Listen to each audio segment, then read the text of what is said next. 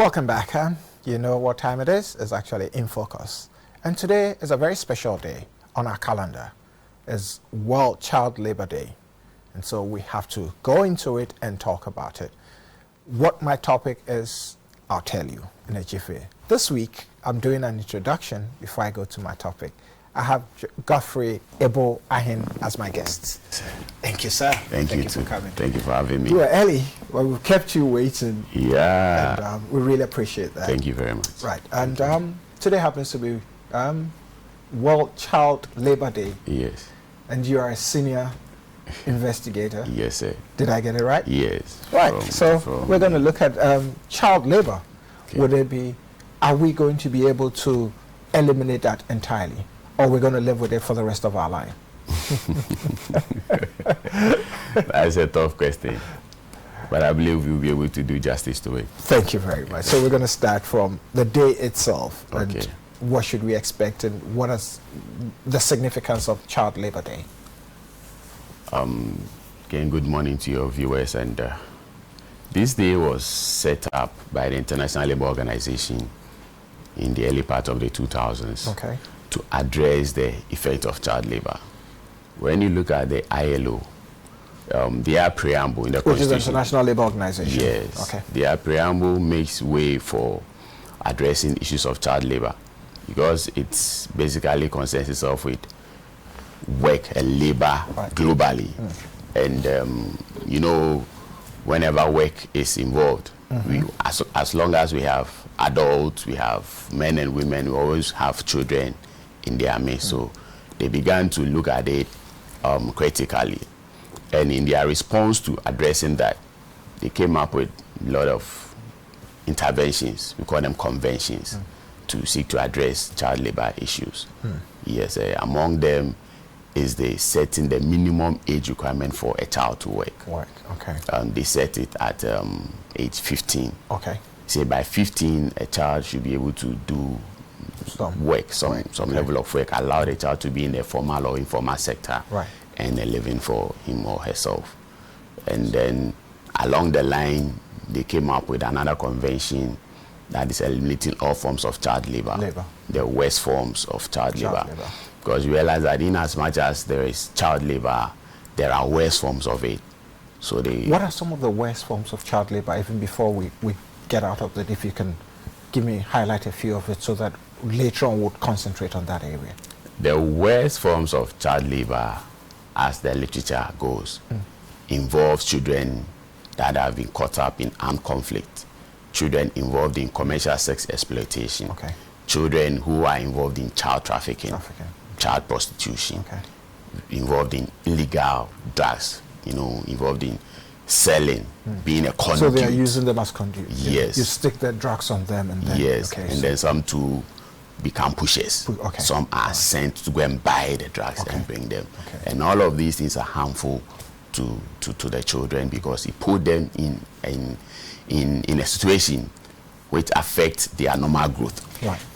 Their normal growth. Some are also involved in mining, quarry, fishing, where children are sent into the deep waters to untie a net or entangled nets in the waters. Some never come back. Yes, and some are even used as a bait. They throw them into the fishes to draw fishes.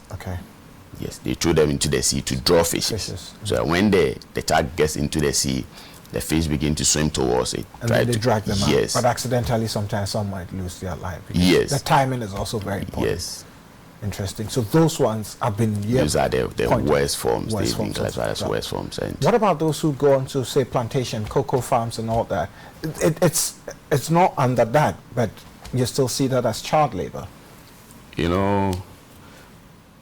Child labor is a concept. And the way it came about, you look at it from this angle. A child and labor. Labor, we are talking about economic activity. Work for money. And a child, somebody below the age of 15. 18.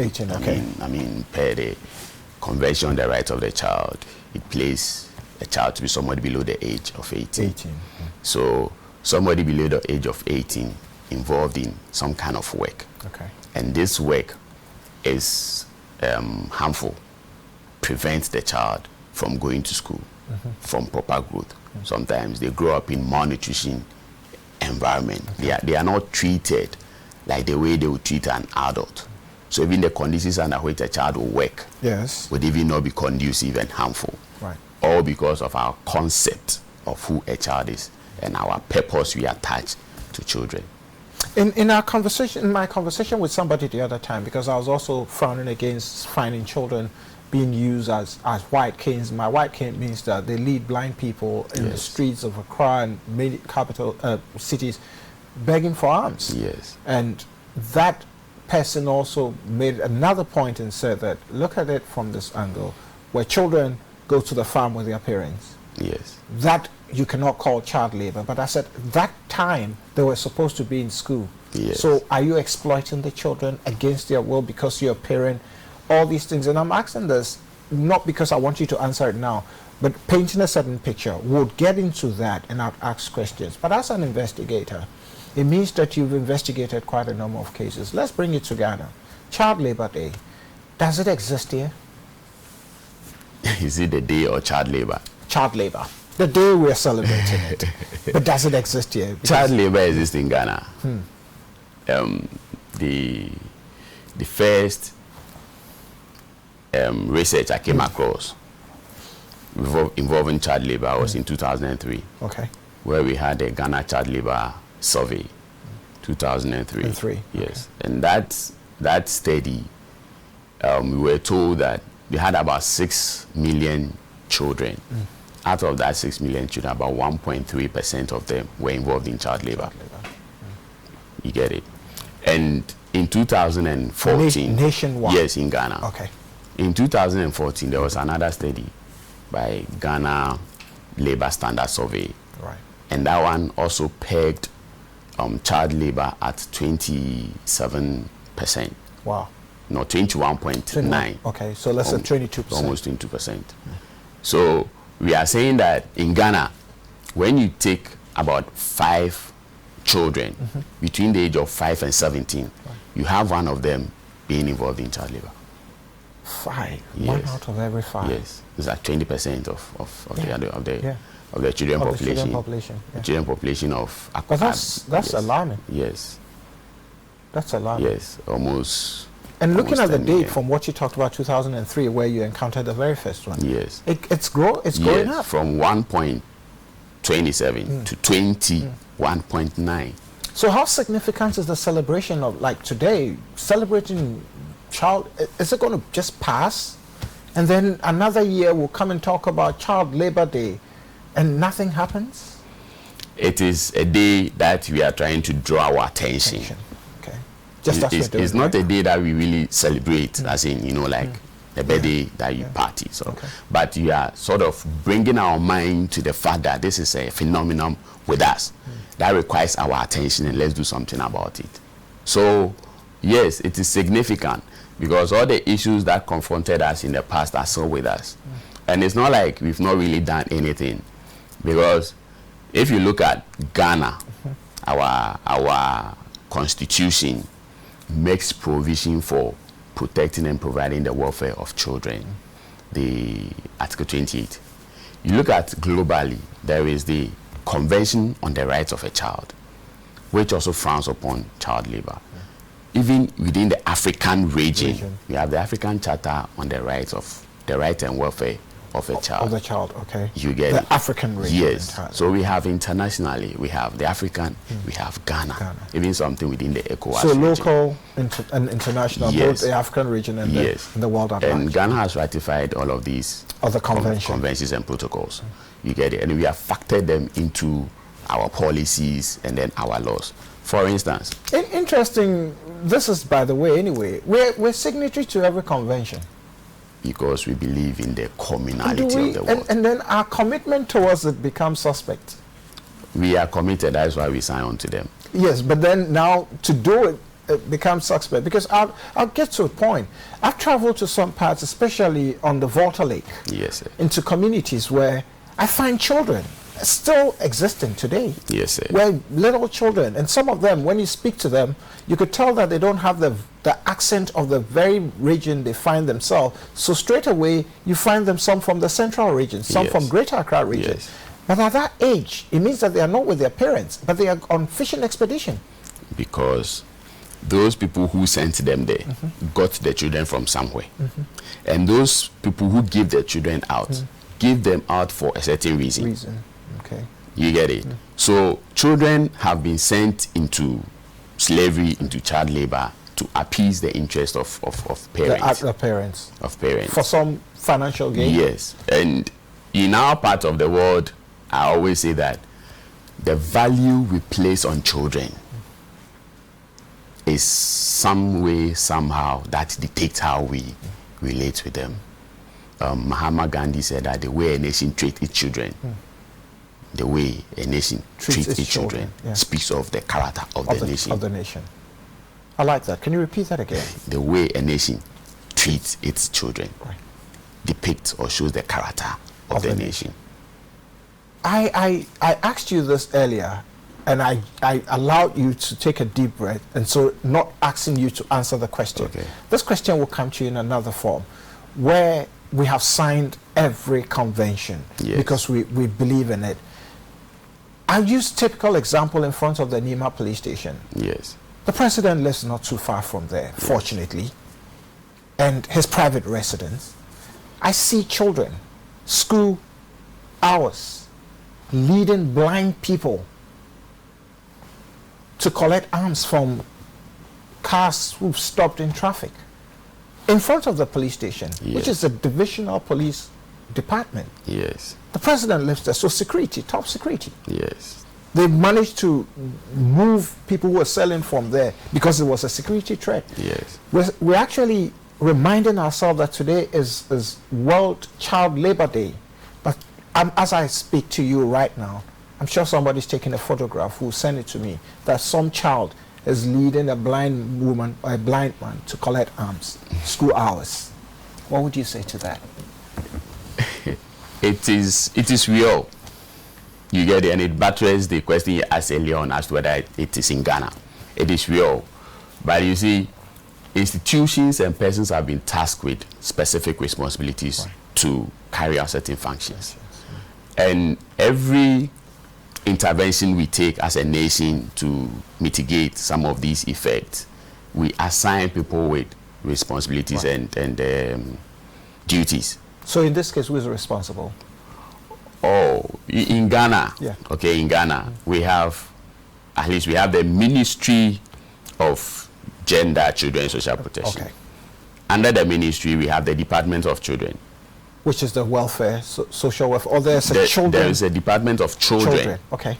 There is a Department of Social Protection. Okay. And then there's the Gender Department. Right.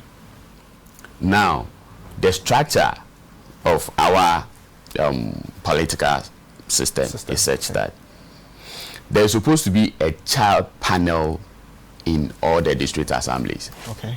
And this is because of our belief in decentralization and good governance, hoping that the panels in the district assemblies will be close to the communities and directly involved in providing answers to these problems. Right. Now, we've gotten to a stage where most of these panels are not really working in the district. Why? Because they don't have funds.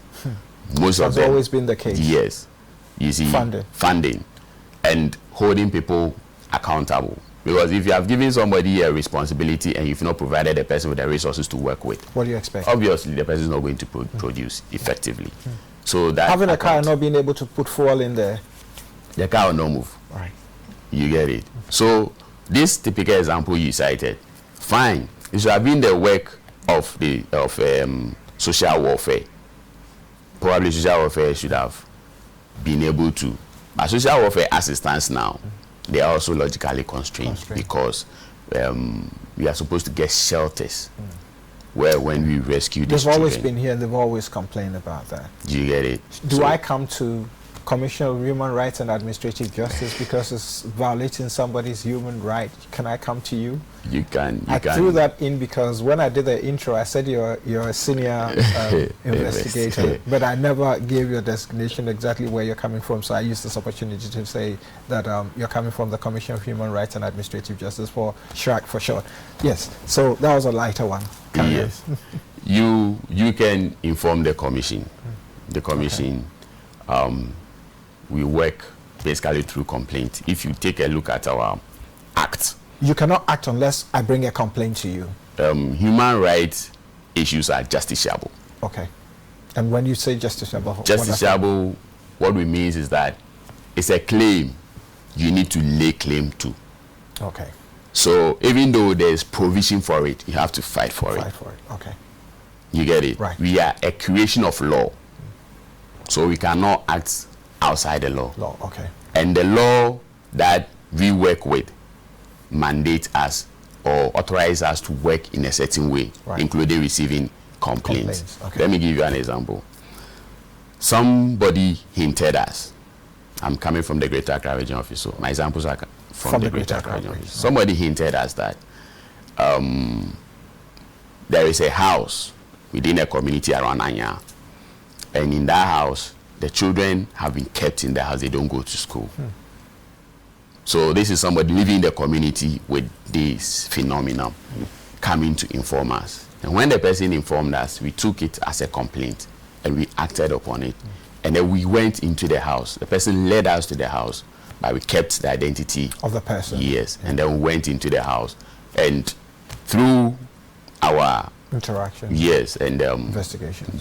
I mean, our approach, you know, most of the time we use negotiation, mediation, arbitration, and things like that. I like that. Those three technical words: arbitration, negotiations, conciliation, and all those things. Right. Thank you. ADR mechanisms too. Yeah. So I like that. Through that, we were able to get the children to go to school. They were kept basically on religious beliefs. These are the parents who've been to school, who go to church, and they have been imbibed with certain kind of doctrines. That the children should not go to school. I mean, it has nothing to do with the children. You stick to yours because you're adults. See, and I said earlier on that because of how we value, how we see our mindset concerning children, that children are our property. They are our belongings. They belong to us. So then we decide what to do with them, which is not right. Doesn't say the interest of a child. Section 2 of the Children's Act says anything, any matter involving a child, whether at the court of law, at the tribunal, at any setting by any institution, the best interest of the child shall be paramount. The best interest of the child shall be paramount. So whenever we are talking about children issues, we are looking at the best interest of the child. And we are saying that a child who has been born, what is the best interest of the child? A child is supposed to go through a normal stages of development so that he or she will grow up to become a responsible adult person. You get it? So if there is a break, there is a hitch in any of the stages of the development, that child becomes abnormal or develops within an abnormal setting. And that gives way to deviance, delinquency, behavior. And you remember there is a theory in juvenile justice. We call it delinquency. Child delinquency. The theory of affectionless personality. Affectionless personality. Children who grow up without affection.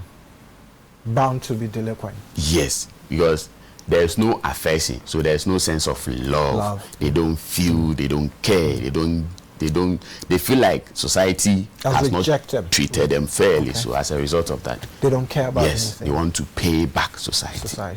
They end up being delinquent and all sorts of. If you don't care about me, I don't care about you. Of course. But that's serious. Yes. Leading to now the main question. So all this conversation we've had and now the picture has been painted so clear. Are we ever going to be able to eliminate this? We will be able to do that when our fundamentals are right. But we've laid the fundamentals. The fundamentals doesn't just involve only law. What else? It doesn't involve only law. What else? It involves commitment to your promise. It involves making resources available. You see, all the laws that we have made, I mean, the Human Trafficking Act, even the Domestic Violence Act, you get it, Domestic Violence Act. Of all the laws we have made in Ghana, personally, I have not come across any law that criminalizes a person for not taking care of the child. You understand? Interesting. You're drawing my attention to something. You see, domestic violence law is the only law that I can see, because domestic violence, when you are involved in domestic violence and it is investigated, you can be prosecuted to a maximum of 2 years jail term. Oh, yeah. It's Yes. 2 years. Yes. Okay. Jail term for practicing domestic violence. Domestic violence. Yeah. Now, In any form. yes, physical, emotional, sexual, Okay. all That's the why I said in dimensions. any form. Yes, That's best, yeah. psychological and all that. But I haven't come across any Other- information okay. relating to the fact that somebody has been imprisoned or has been whatever jailed because of For domestic violence. Domestic violence. Apart from the excessive crime aspect of it, defilement, rape, and there's harassment and those Harm things. to the body, because some people are poured Yes, chemical on yes, other people. and because those ones we look at them basically from the criminal aspects. aspect. Okay. So we implement the criminal aspect. Right. But then I said, Also, you take the criminal aspect and from then them, you- you're talking about the domestic side. we You all haven't found domestic, anybody because- that had go 2 years. the essence of imprisoning somebody is to deter and for correction. Correct. Right. That is the principle behind criminal justice. But when it comes to children, it is a man and a woman who consensually, either consensual or without consent, come together to produce a child. That's right. All the children we see. You're going back to my earlier topic today. Interesting. Yes, okay. Yeah. All the children we see around today are children who came from these same means, a man and a woman. And we are saying that these men and these women who came together to produce a child are not being responsible Because they have a responsibility towards that child. the child. The child didn't ask them to bring No. him or her into this world. A child didn't just find himself or herself on the earth. Came about through two people. So these two people owe this person a responsibility. Right. So if you who brought a child into this earth, you are sharing that responsibility and you want the state to absorb it, then now you are saying that the state is the one who asked you to go and bring forth a child. And all our policies have been the state intervening without necessarily holding the people who brought them together accountable. You get it? So you give birth to many children. You know you can't take care of them, but then it escalates, and then we form a policy and say free feeding, free sanitary pads, and all that, instead of actually checking and knowing. Because in some areas where they'll say there's no democracy, they'll say that, look, if you can't take care of your children and you give birth to a certain number, maybe you'll be held responsible for that. And so people know the punishment and they'll be careful. Shouldn't we go on that tangent? That's what I'm saying. I haven't heard any discussion in that. But you see, the funny thing is that this issue of parental irresponsibility or refusing to take care of children, it's a cut across all our sectors. Okay. A typical example is a police officer who impregnates a girl and tells the girl that I didn't tell you I want a child. And this has come to your desk? Yes. A police officer Yes. who knows Yes. what is right from wrong Yes. says that I did not tell you to get pregnant. Yes. But he knows the end result that nobody tells. You don't say it, it happens. Yes. So, in this case, what do you do? The law should punish the person, but the person is... The law prescribes taking full responsibility of bringing up a child. You know, the Children's Act made provision for a child to be named, to be provided with education, provided with healthcare, right. immunization, grow up in a certain... Is there, what about shelter and like food as well? Is they have a right to all these things. Okay. They have to be provided for by the child's parent or whoever is in custody of the child. Could be the foster, it could be the guardian or whoever. And the child has a right to grow up in an environment that would foster his proper growth and upbringing. A conducive so that the child will be able to exercise or exert everything that is in him or her, should be able to bring it out. Okay. That is what has been provided for. But when a child is born and it is in contest as in the man is disputing that I'm the father or who now bears responsibility of maintaining the child, that environment has been severed. It's not conducive. Okay. And when matters of this thing comes up, most of the time you go to court, go and secure maintenance order. You say that, okay, at the end of the month, pay this amount of money. Yes, somebody will pay up to a certain point and then abscond or not, fine. Especially even with our record system here, that if the person moves from here to Tumu. Yes. So then now the children are left in the care of their mothers. And where a woman cannot take care of a child all by herself, whatever it is that she will do will involve her child in. Let me give you a typical example. Last Friday, I was going home from work and I just saw it in a flash and I was like, wow. There was this girl, she had come back from school. She should be between 13 and 15. You know those women who sell on the street in the traffic? Yes. Yeah. So I think her mother sells in the street. Those hawkers? Yes. This was under the traffic before Shangri-La. You know, the airport route. So airport to Shangri-La, from Association to Shangri-La. That traffic light. The girl came back from school and went in school uniform. Went into the bushes around, changed her uniform, and then put on a normal casual clothing, and came to join her mother sell on the street.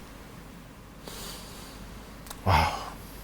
You get it? I get it. While she's standing there, anything can happen. We are saying that child labor involves any work that deprives a child of her dignity, deprives a child of her potential, as well as her proper upbringing or development.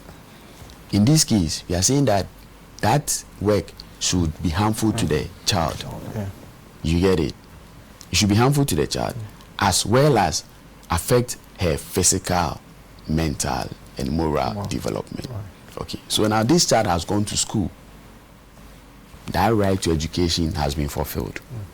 But after she's gone to school and she's come back, where she is she safe? Now in the middle of cars. Of a highway. Inhaling carbon monoxide. Exposed to all manner of dangers. And even changing as a female at that age where she's developing, and that's what catches most predators in the middle of nowhere, changing. So some predator probably might be spying from somewhere and pounds on her, rape or defilement. And even the child herself, her self-concept about herself. You see, what she thinks of herself going through that.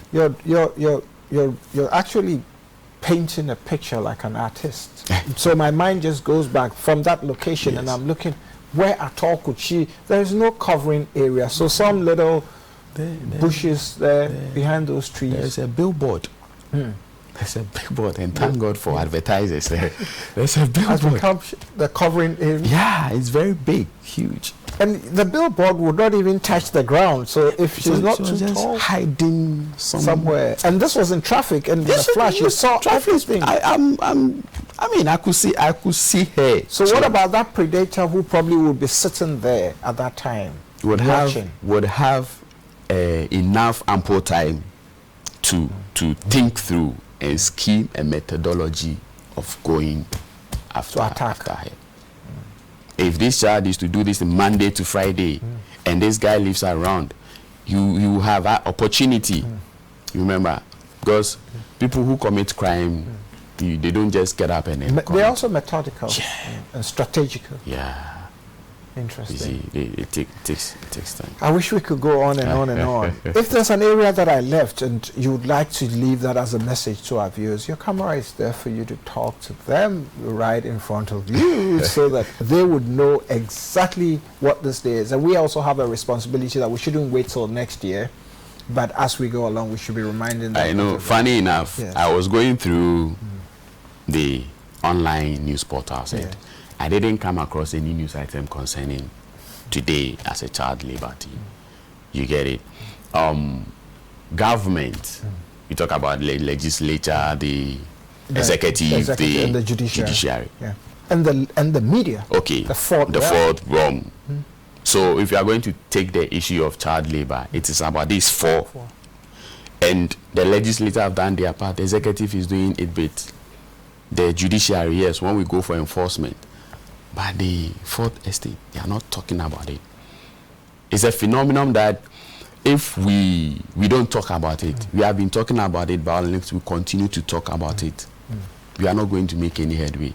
Especially in this our socioeconomic setting, this environment, the current state of our nation is so rife for child labor to permeate because we have unemployment, which is very, very high.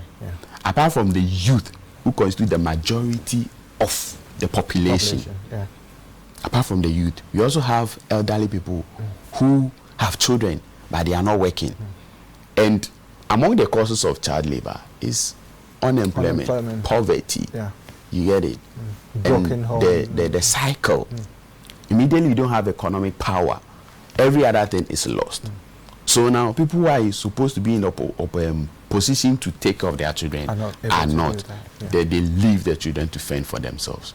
Each for himself, God for us all. So it's about time we took up the responsibility of taking care of our children and leaving it to chance.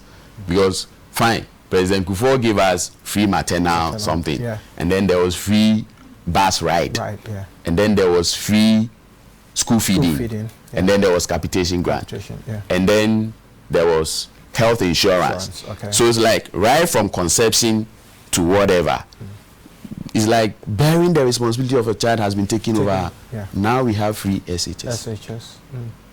Even the one I talked about, the sanitary pad. Yes. Now they're giving sandals and school uniform. Yes. So you can give birth and sit back and I don't think that is the message we are sending to the Ghanaian. You don't mind if I call you Ebo? Yes, my name is Ebo. Ebo, you definitely have to come back. I'll be grateful. Thank you. Thank you too. Thank you. Thank you very much. Wow. Well, you had it. You had it. What else can I say? You have to talk about it. If you find somebody maltreating a child somewhere or using a child in labor below the age of 18, report to the appropriate authorities. We will continue to do our part as a station. HSTV, we are committed. Your health and safety is our concern. We'll take a quick break, and when I come back, Cecilia will join me.